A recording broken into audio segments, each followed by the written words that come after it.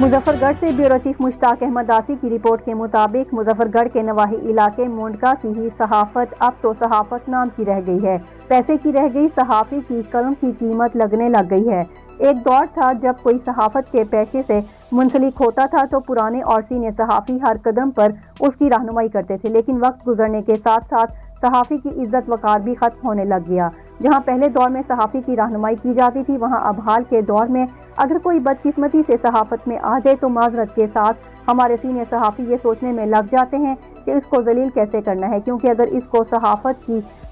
بے اور جیم آ گئی تو یہ ہم سے آگے نکل جائے گا۔ لیکن وہ یہ نہیں سوچتے کہ علم بانٹنے سے کام نہیں زیادہ ہوتا ہے۔ پہلے ایک پریس کلب ہوتا تھا، علاقے کے سارے صحافی بھائی چارے سے رہتے تھے، لیکن دور حاضر میں ایک علاقے میں 2 یا 3 پریس کلب بنے ہوئے ہیں۔ ان میں قصور نئے آنے والے صحافیوں کا نہیں بلکہ سینئر صحافیوں کا ہے، جنہوں نے گروپ بنائے۔ ذرا سوچئے، ایک دوسرے کی ٹانگ کھینچنے سے بہتر ہے کہ ایک دوسرے کا بازو بنے، سچے دل سے ایک دوسرے کے ساتھ چلیں، منافقت کو اپنے اندر سے ختم کریں، سب کے ساتھ صاف دل اور خلوص نیت سے ملیں، کیونکہ منافقت جہاں ہو وہاں ٹھہرنا ممکن نہیں، کیونکہ منافقت کے پاؤں نہیں، اور منافقت کرنے والا دنیا میں بھی رسوائی کا سامنا کرتا ہے اور آخرت میں بھی اس کی سزا پاتا ہے۔ معافی کا طلبگار مشتاق احمد آسی، MS 18 news, bureau chief, Muzaffar گڑھ۔